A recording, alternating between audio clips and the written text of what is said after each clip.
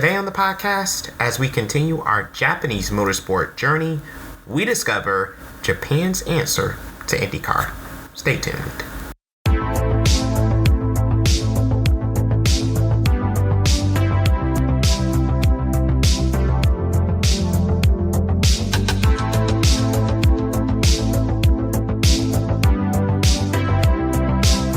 Hop in, buckle up, and get ready to lay it on the line. This is Not Speeding, Just Qualifying, a podcast that's just as fast as it sounds. What's up, family? Welcome to an all-new episode of the Not Speeding, Just Qualifying podcast. I am your host, David Lawrence. Thank you guys so much for putting me in your ears today. Before we get started, just a reminder, make sure you subscribe to our channel on YouTube or on YouTube Music. It doesn't matter. All subscriptions are counted and they all go into the same bucket. Make sure you're subscribed so that way whenever we drop anything new on the channel, you will know, so you can come straight to the channel and enjoy the content. Last week we started our deep dive into Japanese motorsports. We gave you guys a little bit of a beginner's guide / preview to the upcoming Super GT sports car season in Japan. Today we want to continue our journey into Japanese motorsports. We covered sports cars last week. We're going to cover open wheel this week, as we are going to tackle Super Formula, the nation's premier open wheel racing championship. The season kicked off in March with a thrilling doubleheader weekend in Suzuka, and this weekend the championship resumes with rounds 3 and 4 of the championship at Mobility Resort Motegi. Today I present part 2 of my conversation with motorsports journalist Jamie Klein. We discuss that thrilling opening round weekend in Suzuka, and we look ahead to the rest of the 2025 Super Formula season. Jamie Klein joining me now on the Not Speeding, Just Qualifying podcast. Jamie, let's shift gears. Let's talk Super Formula. As you mentioned at the start of our interview, Super Formula had their opening round in March at Suzuka. Quick little background about Super Formula. They were formed in 1973 as the All Japan F2000 Championship. They've also been under the guise of All Japan Formula 3000, Formula Nippon, and since 2013 under their current guise as Super Formula. The names that have came through this series are unbelievable. Names such as Michael and Ralph Schumacher, Pedro De La Rosa, Tom Christensen, Alex Palou, who's ripping it up in IndyCar. Another one of his IndyCar brethren, Felix Rosenquist, has also been part of the series. Pierre Gasly, who has since made it to Formula One, has also came through. Another Formula One name that was once upon a time on the Super GT grid, Liam Lawson. However, coming into 2025, you mentioned him in the Super GT piece. The hottest driver in Japan, I think, right now, Sho Tsuboi. He's the reigning Super Formula champion. He's won 3 of the last 4 Super GT titles. Where do you see Sho?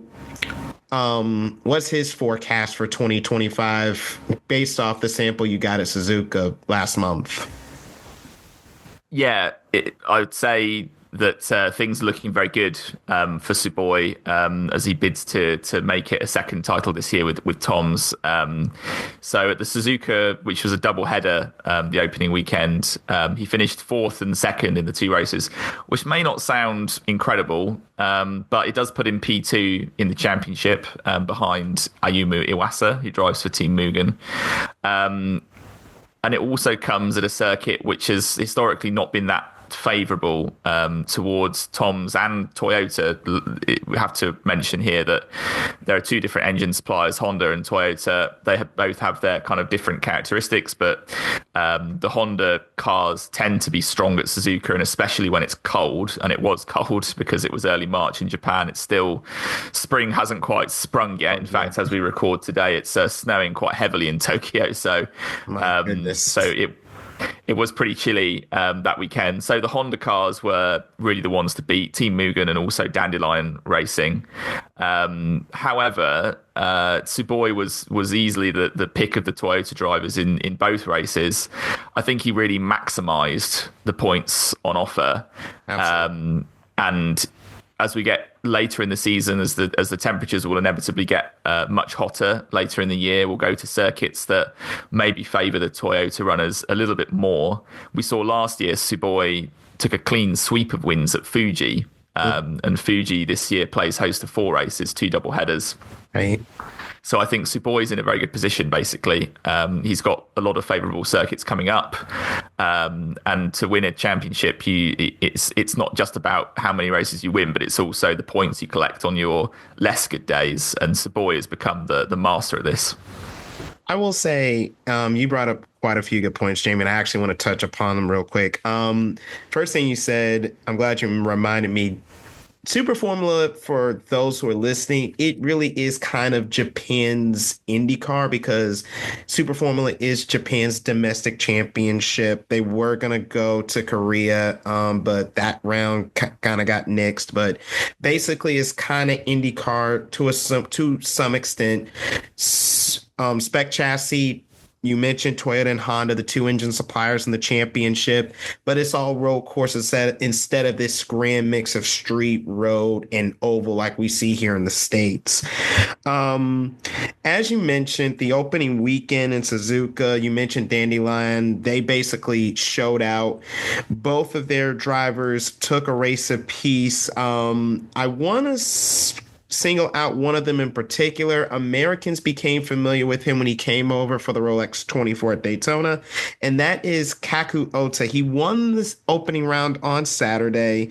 He was second on the road on Sunday, but 2 things worked against him: a 5-second time penalty and then a late race safety car, which basically bunched the field back up, which basically any chance of him keeping the second despite the time penalty basically went away, finished outside of the points in 12th. Despite that penalty, did Suzuka kind of put Kaku Ohta in the minds of many as the perennial contender for the rest of this championship? Yeah, I think so. Like you say, won the first race pretty convincingly, past Ayumu Iwasa after a safety car restart. Very aggressive, which is kind of what we're used to seeing from him now. I hate to cut you off, but I loved your commentary of you and James on that final lap. That looked like some amazing stuff to see in person, by the way.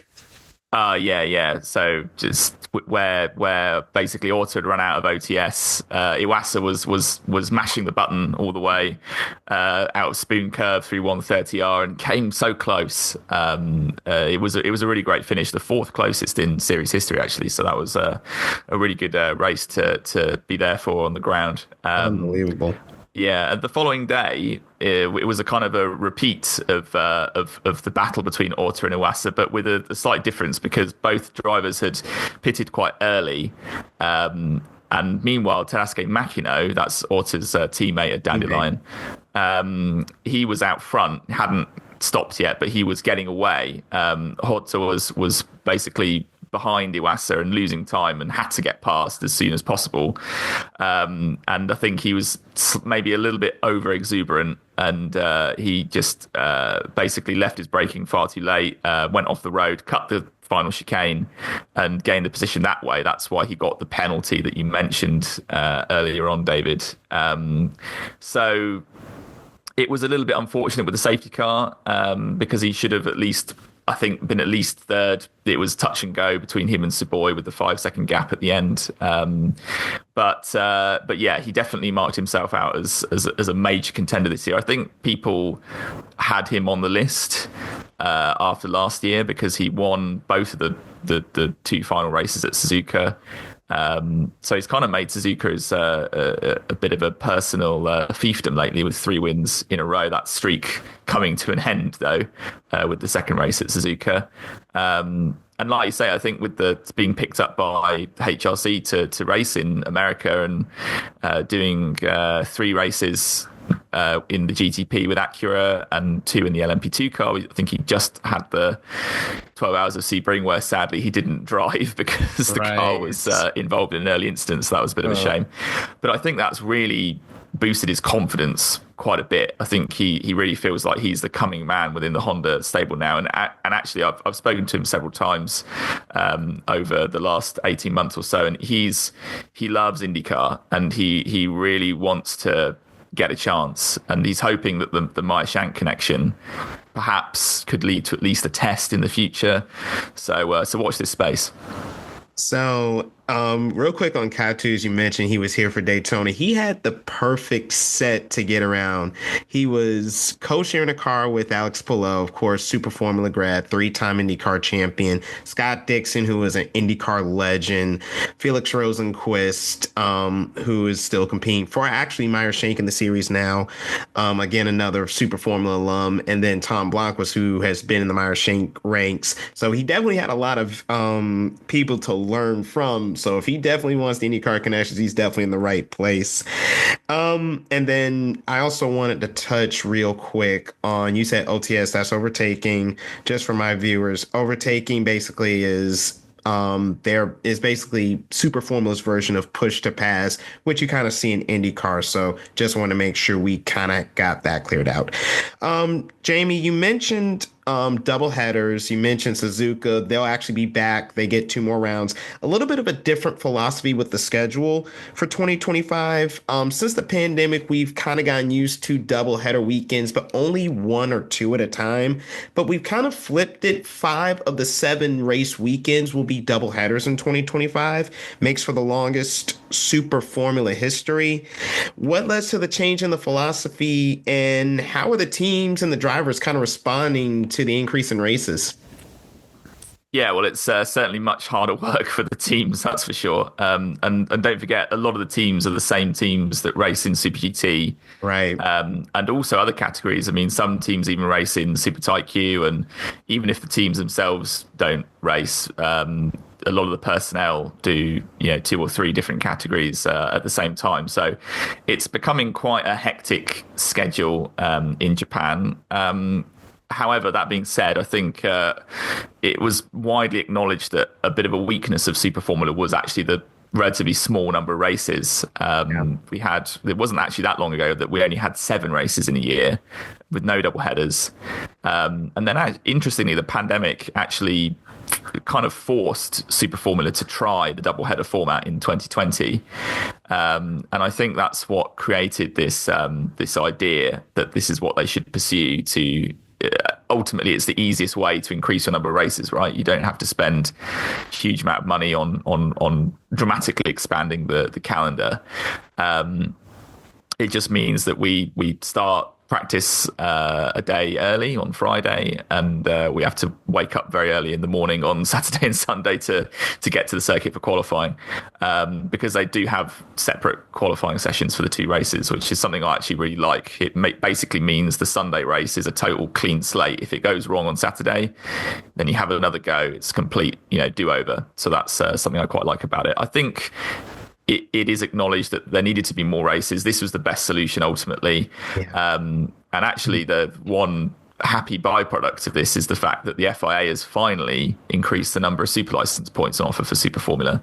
Love that. So now it's in line with IndyCar, which I think many people, considering the speed of the car, and you listed earlier on the amazing roll of honour of drivers that have gone on to not only race in Formula One and IndyCar, but all sorts of places. I mean, Nick Cassidy is another good example, someone who won the championship in 2019, yeah, and of course now a star in Formula E. So it's a great stepping stone, and that's why we see foreign drivers coming every year. Great to have 4 foreign drivers on the grid this year, by the way, because we were a little bit short last year. I think we're going to see the number of races go up in the future. I think probably at some point, I wouldn't be surprised to see every round becoming a double header. Still have 2 holdouts, Autopolis and Sugo, but I wouldn't be surprised if that changes in the future. Awesome. So real quick, to kind of round out this conversation, I mentioned Tsuboi, I've mentioned Ohta. Who's the third and final championship contender of that big three? Is it Owasa? Is it Makino? Or is it one of the others in the field? I put you on the spot, Jamie. Who do you got? Oh, that's a good question. I do think Makino actually has got something about him this year. Again, he won that race, the second race at Suzuka, and he was really unlucky in the first race because an early safety car basically forced the whole field to pit together, and he was the second Dandelion car in line. Then further time was lost as he stalled the engine, so that meant he only got a single point from that race. So really, he and Ohta should both have a lot more points and should be higher up in the championship than they both are at the moment. Yeah, I do think Makino's in good shape. He trained very hard over this winter. He arrived at the preseason test having lost 6 kilos, which is a lot for a racing driver that only weighs 65, 70 kilos to begin with. Crazy. I don't know what that is in pounds for the American audience. About 106 kilos is what, about 14 or 15 pounds possibly. Right. Yeah. Anyway, but yeah, Makino's been impressive. He was pretty consistent last year. He was ultimately third in the championship, but he was Tsuboi's closest rival for most of the season. And the Dandelion team, really, since last year, has been super strong. Both drivers seem to be pushing each other forward really nicely. And that's actually something we touched upon in the commentary, is whether this kind of friendly relationship between Makino and Ohta, who are both from the same part of Japan, they're both from the kind of the west around Osaka area. Oh, wow. And whether this championship battle is going to put a bit of strain on that relationship, maybe a little bit sort of Hamilton-Rosberg style going back 10 years in Formula One for that reference. But that's going to be a really interesting plot point to keep an eye on.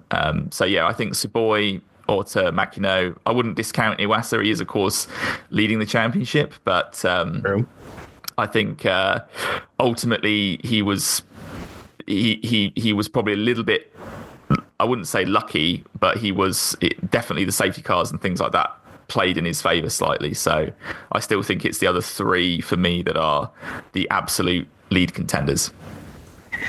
Jamie Klein, you can catch him on the Super Formula commentary team. You can watch the entire season on motorsport.com.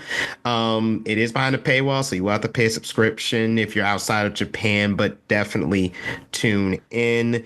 Jamie, it's been an amazing conversation. Thank you so much for the time. I know you also cover WEC for Sports Car 365, so I know you're not completely in Japan and Asia the entire time, especially SRO Asia as well. But definitely thank you so much for joining me to talk Super GT, Super Formula. This has been an amazing conversation. Hopefully I can have you back on the podcast to talk some more.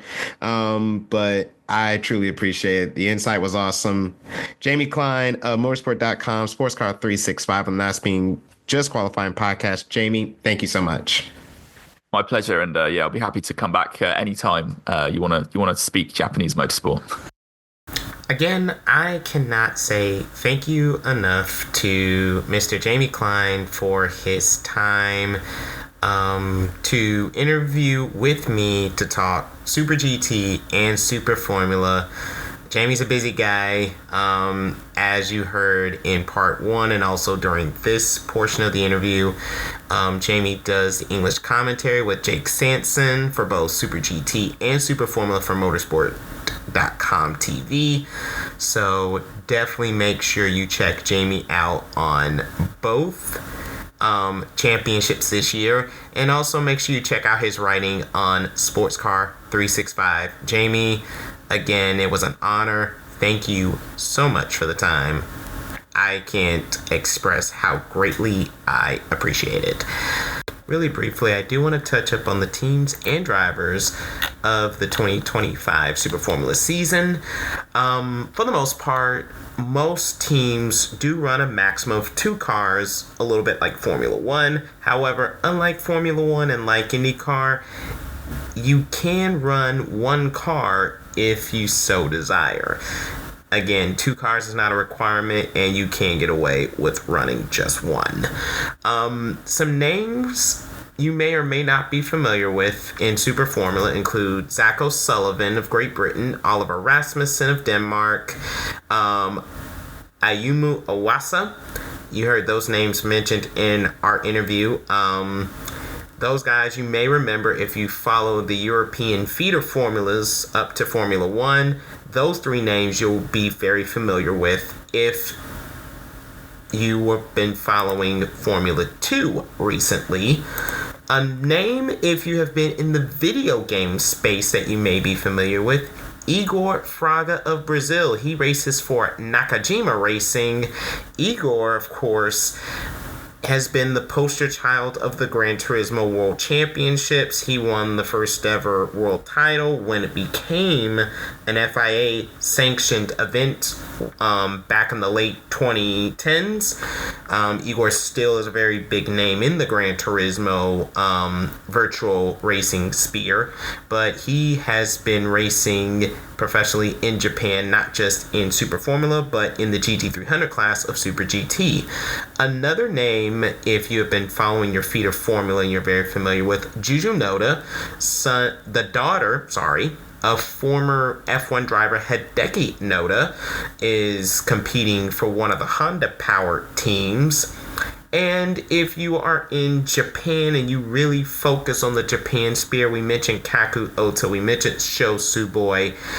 Sho Tsuboi's partner in Super GT, Kenta Yamashita, drives for Condor Racing, one of the Toyota teams. We mentioned Tadasuke Makino, who has been a stable of Honda's motorsport program, factory driver for them, not just in Super Formula but in Super GT as well.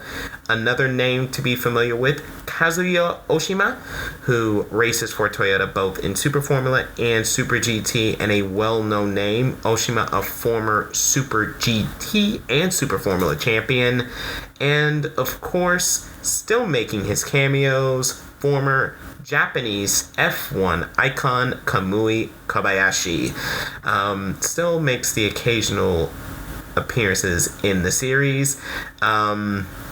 He actually, surprisingly enough, was not even supposed to be on the grid for the opening round of the championship, but because of an injury to Oliver Rasmussen early on in the weekend, the driver who was supposed to fill in the number 7 car, which Kamui drove in Suzuka, filled by Seita Nanaka, he actually got called down to drive the number 19 car, which Rasmussen was supposed to drive, and that opened the door for Kamui to step in.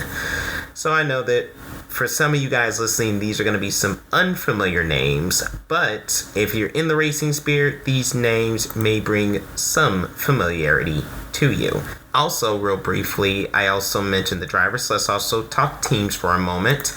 A lot of teams that run Super GT also run Super Formula teams. Team Mugen, Team Impol, Team Nakajima Racing, Condor Racing, Team Toms, all are included running cars in both Super GT and Super Formula. And then you got some of the Super Formula only teams such as Team KCMG, TGM Grand Prix, and 3 Bond Racing.